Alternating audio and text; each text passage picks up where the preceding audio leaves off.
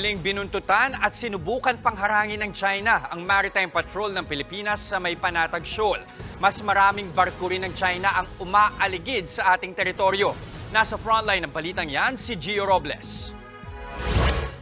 Kuha ang drone video na ito habang nagsasagawa ng Maritime Patrol ang BRP Teresa Magbanwa ng Philippine Coast Guard sa Baho de Masinloc nitong nakaraang linggo. Habang naglalayag, makikita sa video ang pagsulpot ng dalawang barko ng Chinese Coast Guard. Ang isa, tila hinarangan pa ang PCG vessel. February 1 nang i-deploy ang BRP Teresa Magbanwa para tiyakin ang kaligtasan ng mga mangingisdang Pilipino sa ating teritoryo at protektahan sila sa anumang panghaharas. Ayon sa PCG, sa 9 na araw na pagpapatrolya, 8 Chinese vessel ang namonitor nila. 4 dito ay Chinese Maritime Militia vessel, 4 naman ang Chinese Coast Guard vessel. Binuntutan daw ng mga ito ang BRP Teresa Magbanwa ng higit na 40 beses at nagsagawa pa umano ng dangerous at blocking maneuvers ng 4 na beses. Sa kabila niyan, professional daw na nakipag-ugnayan ng PCG sa mga Chinese vessel sa pamamagitan ng radio challenge. Dito iginiit ng PCG ang posisyon ng Pilipinas sa ating teritoryo alinsunod sa international law. Sa huli,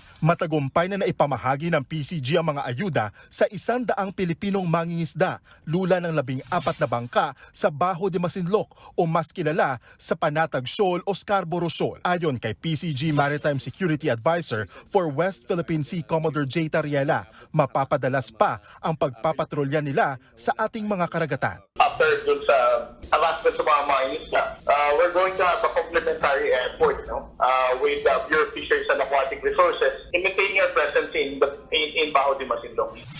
Wala pang bagong pahayag dito ang China. Pero nitong Biyernes, sinabi ng People's Liberation Army ng China na mananatili raw silang naka-high-level alert at poprotektahan ang kanilang soberanya, gayon din ang kanilang security at maritime rights and interests. Nitong Biyernes lang nang magsagawa ng joint maritime activity ang Pilipinas at Amerika. Sabay na naglayag ang BRP Gregorio del Pilar ng Philippine Navy at ang USS Gabriel Giffords ng US Navy sa West Philippine Sea.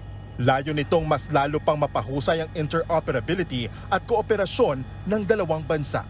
Nagbabalita mula sa Frontline, Gio Robles, News 5. Mga kapatid, Lucy Cruz Valdez po, maging maalam at may pakialam sa mga napapanahong balita sa bansa. Tumutok at mag-subscribe sa News 5 social media pages.